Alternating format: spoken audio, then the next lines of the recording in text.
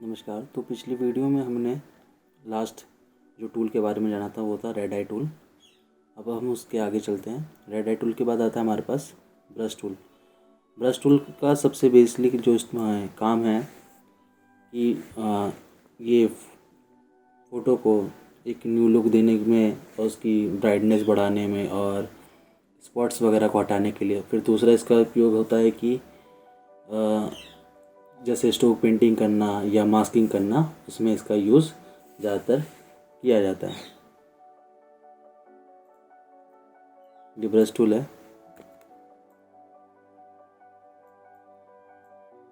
Size का मैंने आपको बता ही दिया था शॉर्टकट।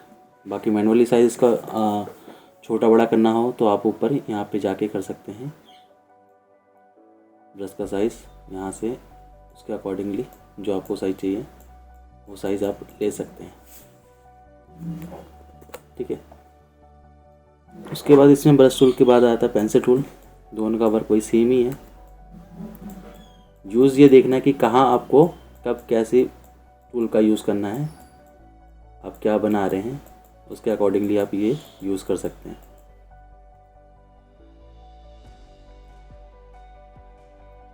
फिर इसमें आता है एक colour replacement tool. Colour replacement tool में बेसिकली क्या होता है कि कलर को, जो हमारा कलरफुल कलर है, इसको पूरा का पूरा एक ब्लैक एंड वाइट में कन्वर्ट कर देता है। फॉर एग्जांपल दिखाता हूँ आपको।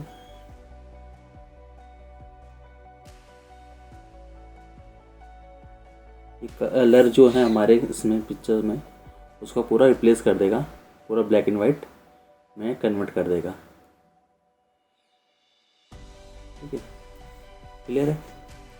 उसके बाद इसी में दूसरा टूल जो आता है वो आता है मिक्सर ब्रश टूल। ठीक है। अभी इसमें ये क्या करता है कि कलर को आपस में मिक्स कर देता है, सारे कलर जो हैं।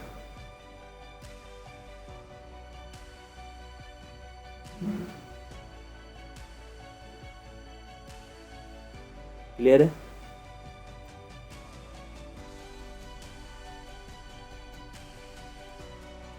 उसके बाद हमारे पास जो टूल आता है ब्रश टूल के बाद वो आता है clone stamp tool. Clone stamp tool का बेसिकली जो काम है, कहीं से छोटे मोटे स्पॉट्स वगैरह हटाना, दाग धब्बे हटाना। आप ये टूल दाग धब्बे आप कहते हैं, दाग धब्बे आप हीलिंग ब्रश टूल से भी हटा सकते हैं, हीलिंग स्पॉट ब्रश टूल से भी हटा सकते हैं, स्टैम्प टूल से भी हटा सकते हैं। वो आपके ऊपर डिपेंड करता है कि आप कब कौन सा टूल यूज़ कर रहे हैं। मैं स्टॉम्प टूल का थोड़ा सा यूज़ बता देता हूँ। बाकी नेक्स्ट वीडियो में हम हर एक टूल के बारे में स्पेशली जानेंगे कि उसका यूज़ कहाँ कैसे कर सकते हैं। ठीक है, ठीक है, क्लियर है। ये हमारा क्लोन स्टैम्प टूल था। उसके बाद इसमें दूसरा आता है पैटर्न स्टैम्प टूल। पैटर्न में हम अपने अकॉर्डिंगली कोई सा भी पैटर्न बना के उसको पैटर्न को सेव करके, जैसे इस ट्री का मैं पैटर्न बना के इसी का एक पैटर्न बना लेता हूँ सेव करके, और मैं उसको बहुत सारी लेयर में उसको अप्लाई कर सकता हूँ। जैसे अभी मेरे पास कुछ बने हुए प्रीसेट्स हैं जिसमें यहाँ पे ट्री का हमने बना रखा है हम। ठीक है, क्लियर है। उसके बाद आता है हमारे पास हिस्ट्री ब्रश टूल। जो भी हमने अभी तक काम किया ये पूरा का पूरा उसको रीसेट कर देता है। ठीक है, हमारे पास नीचे वाइट बैकग्राउंड है तो इसलिए वो वाइट बैकग्राउंड ही लेगा, ये क्योंकि हमने अलग से इमेज ली थी। ठीक है। उसके बाद आता है आर्ट हिस्ट्री ब्रश टूल। ये कलर को पूरा का पूरा मैश कर देगा, रिप्लेस कर देगा, जैसे हमारी लेयर थी सेम वैसी कर देगा। हिस्ट्री ब्रश टूल के बाद हमारे पास आता है eraser tool. Eraser tool basically क्या काम कर रहा है वो आपको सबको पता ही। इरेजर क्या करता है, उस चीज़ को मिटा देता है, जो भी हमने कुछ करा है उसको इरेज कर देगा। ठीक है। इरेजर में टूल में हमारे पास 3 टूल होते हैं। इसमें एक इरेजर टूल है, दूसरा हमारे पास है बैकग्राउंड इरेजर टूल। ठीक है। इसमें ये सिर्फ बैकग्राउंड को ही इरेज करेगा। फॉर एग्जाम्पल आपको दिखाऊँ, जैसे ये ट्री है, ठीक है, ये वाइट वाला बैकग्राउंड ही ये इरेज करेगा।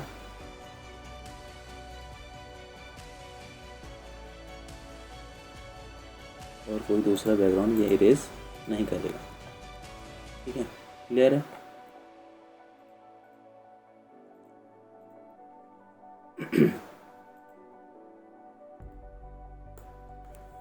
उसके बाद आता है हमारे पास जो टूल आता है वो आता है हमारे पास magic eraser tool. Magic eraser tool का काम बेसिकली क्या है कि वो किसी भी एक पर्टिकुलर कलर को सिलेक्ट करके उसको इरेज कर देगा। जैसे इस एरिया में सिर्फ ब्लू था तो उसने ब्लू को सिलेक्ट किया और इरेज कर दिया। ठीक है, क्लियर है। उसके बाद हमारे पास जो टूल आता है वो आता है ग्रेडियंट टूल। ग्रेडियंट टूल में हमारे पास जो होता है टू कलर्स को लेके हम उसकी शेड्स बना सकते हैं। फॉर एग्जांपल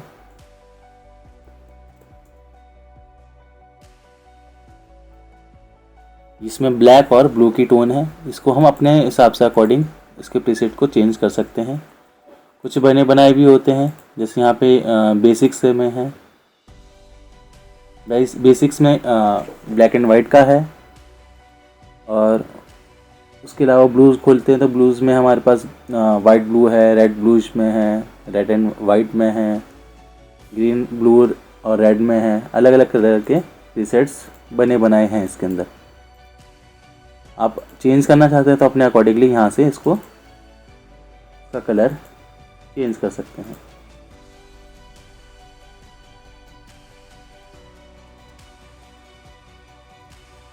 क्लियर है। उसके बाद ग्रेडियंट टूल के अंदर दूसरा टूल आता है पेंट बकेट टूल। ये किसी मतलब सेलेक्ट करके इसको एक पर्टिकुलर एरिया को हमने सिलेक्शन ले लिया और उसमें फिल कर दिया। जैसे मैं ब्लू पे करूँ तो ब्लू फिल हो जाएगा पूरा। क्लियर है, ठीक है।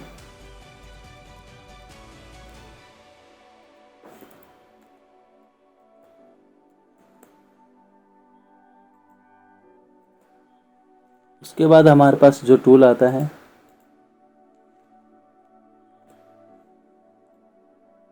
Blur tool. ये किसी भी एक पर्टिकुलर एरिया को आपको जैसे मतलब पूरी इमेज में मेरे को सिर्फ एक एरिया ब्लर करना है, जैसे ये ट्री वाला एरिया छोड़ के मेरे को पूरा एरिया ब्लर करना है, तो मैं इसको उस पर अप्लाई कर सकता हूँ। इसकी स्ट्रेंथ बढ़ा सकता हूँ ऊपर से, जितनी ज़्यादा स्ट्रेंथ होगी उतनी ज़्यादा ये ब्लर करेगा।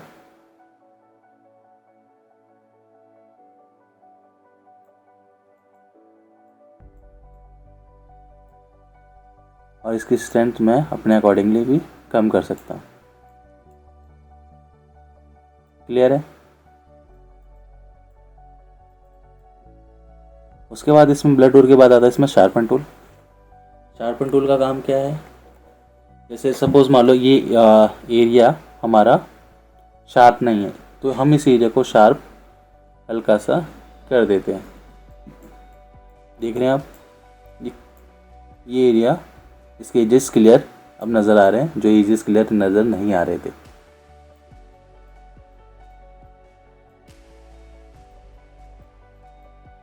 ठीक है। उसके बाद तीसरा टूल जो इसमें है स्मज टूल। स्मज टूल में बेसिकली क्या करता है, ये कलर्स को मैच कर देता है, मिला देता है, मिक्स करके। ये देखिए स्मज टूल का हम बेसिकली जो यूज़ करते हैं ज़्यादातर डिजिटल पेंटिंग वगैरह में, इसका यूज़ हम ज़्यादातर करते हैं।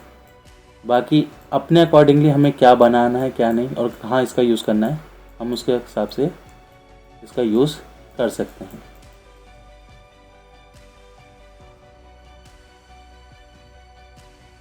क्लियर। उसके बाद हमारे पास जो टूल आता है वो आता है डॉस टूल। डॉस टूल का बेसिकली काम क्या है, किसी भी एक पर्टिकुलर एरिया को ब्राइट कर देना।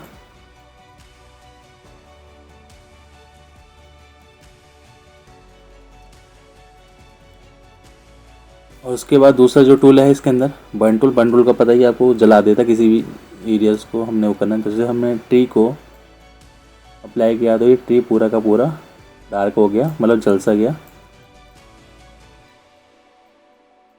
अगर मैं ऊपर अप्लाई करता हूँ, ऊपर भी ऐसे ही एरिया को वो जला देगा। उसके बाद है रिस्पॉन्स टूल।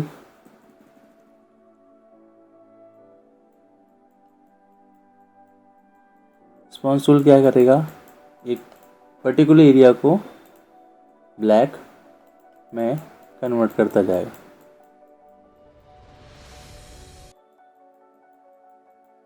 क्लियर है। उसके बाद हमारे पास जो टूल आता है वो आता है पेन टूल। पेन टूल सबसे बेस्ट टूल है हमारा फोटोशॉप में। अगर हमें कुछ भी क्रिएशन करना है, कुछ भी बनाना है, क्रिएट करना है, तो पेन टूल हमें यूज़ करना आना ज़रूरी है। पेन टूल का यूज़ कैसे करते हैं, वो कैसे चीज़ें हैं, वो हम अगली वीडियो में आपको बताएंगे। हम अगली वीडियो में हर टूल्स के बारे में बताएंगे कि उसका यूज़ कैसे किया जा सकता है। तो पेन टूल सबसे बेस्ट टूल है हमारा फॉर कटिंग के लिए। सपोज इसकी मैंने सिलेक्शन एक पाथ बना लिया ट्री का।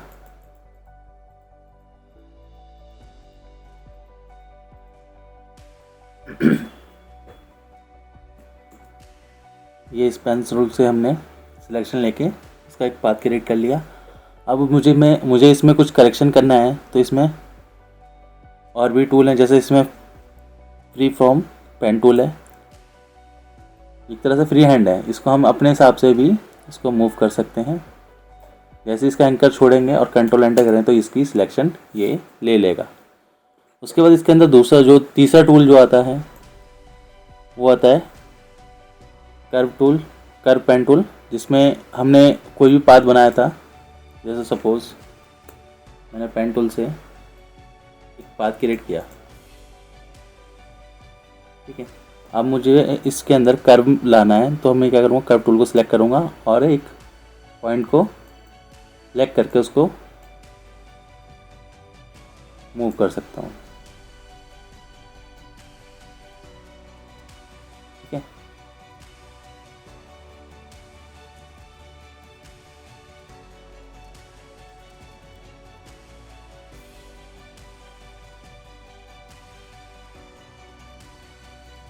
क्लियर है।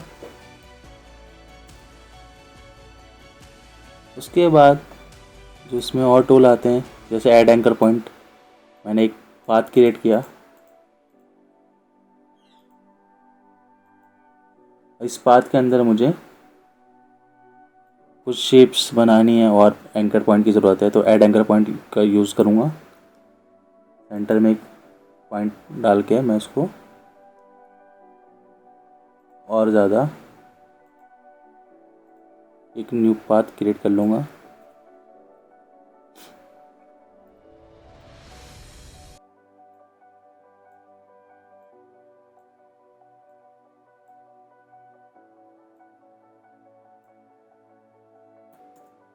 ठीक है, क्लियर है। उसके बाद इसमें आता है डिलीट एंकर पॉइंट। जो हमने एंकर पॉइंट लिए थे उसको हम डिलीट भी कर सकते हैं। क्लियर है। उसके बाद आता है इसमें कन्वर्ट पॉइंट टूल, जो हमने तो इसके बाद आता है हमारे पास कन्वर्ट पॉइंट टूल। जो भी हमने पॉइंट लिए थे उसको कन्वर्ट हम कर सकते हैं। सपोज इसको सर्कल में क्रिएट कर सकते हैं हम।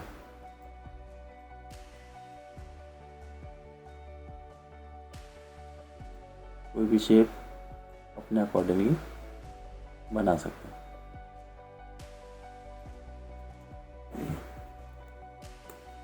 क्लियर है। उसके बाद आता है हमारे पास टेक्स्ट टूल।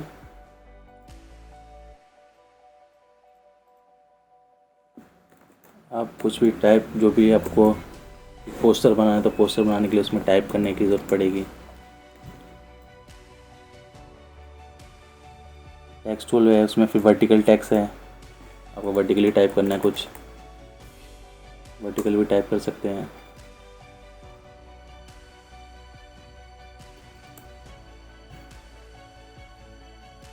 वर्टिकल है, हॉरिजॉन्टल है।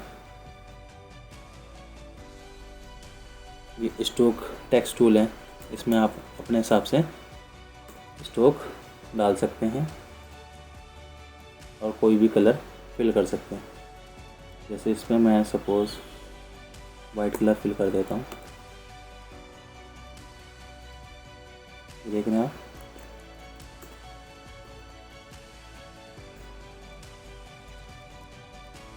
इस पर हम स्ट्रोक भी दे सकते हैं अपने हिसाब से।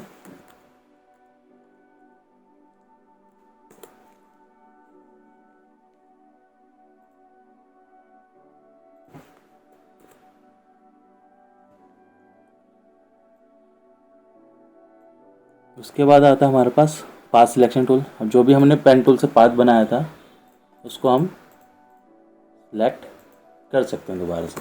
वैसे ये पाथ है।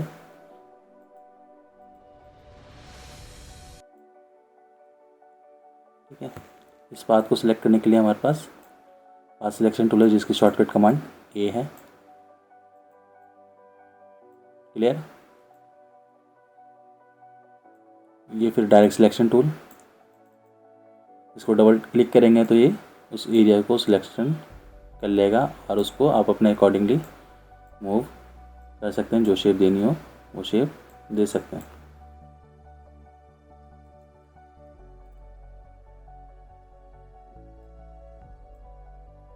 उसके बाद जो हमारे पास टूल आते हैं, ये कुछ कस्टम शेप्स बनी बनाई हैं इसमें, जैसे रेक्टेंगुलर शेप्स है इसके अंदर,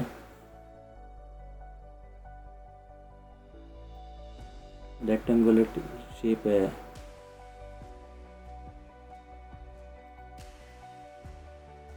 उसके बाद कुछ हमारे पास बने बनाए कस्टम शेप्स हैं, जैसे रेक्टेंगल शेप है, राउंडेड रेक्टेंगल शेप है, एलिप्टिकल है, पॉलीगोनल है। ये कुछ बनी बनाई इसमें कस्टम शेप्स है, लाइन।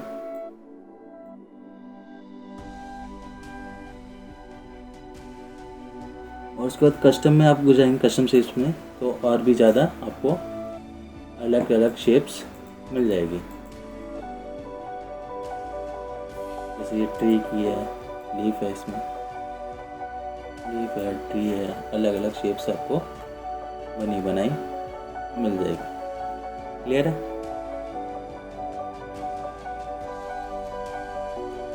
उसके बाद आता है हमारे पास हैंड टूल। हैंड टूल से आप इसको इमेज को, जैसे हमने इसको जूम किया, जूम करने के बाद इस इमेज को हमें डाउन करना है तो हम हैंड टूल की मदद से इसको दाएं बाएं कर सकते हैं। क्लियर है। उसके बाद आता है जूम टूल। बेसिकली हमें कोई भी इमेज को, मतलब कोई भी एक पार्ट को जूम करके देखना हो तो उसको जूम टूल की मदद से आप उसे देख सकते हैं। राइट क्लिक करेंगे तो ये जूम होगा और लेफ़्ट क्लिक करेंगे तो ये आपके पास इसको जूम आउट कर सकते हैं। लेफ़्ट क्लिक करेंगे तो आप इसको जूम आउट कर सकते हैं।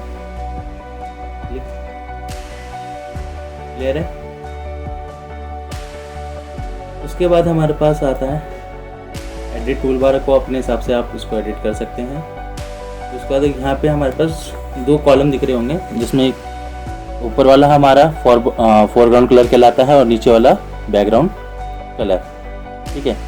और ब्लैक एंड वाइट जो हमारे यहाँ आ रहे हैं कलर, उसको हम डिफ़ॉल्ट कलर कह सकते हैं, डिफ़ॉल्ट कलर कहते हैं। डिफ़ॉल्ट कलर की जो शॉर्टकट कमांड है वो है डी। जैसे सपोज मैंने इसका कलर चेंज कर दिया, रेड ले लिया और यहाँ मैंने ग्रीन ले लिया। अब मुझे डिफ़ॉल्ट कलर वापस से चाहिए तो मुझे इसकी शॉर्टकट कमांड पता होनी चाहिए कि शॉर्टकट कमांड क्या है। तो इसकी डिफ़ॉल्ट कलर की जो शॉर्टकट कमांड है वो है डी। अब डी प्रेस कर देंगे, वैसे ही ये ब्लैक एंड वाइट में कन्वर्ट हो जाएगा। क्लियर है। तो आज की वीडियो में हम सिर्फ इतना ही जानेंगे। अगली वीडियो में हम हर एक टूल के बारे में जानेंगे, इसका यूज़ कहाँ कैसे कर सकते हैं।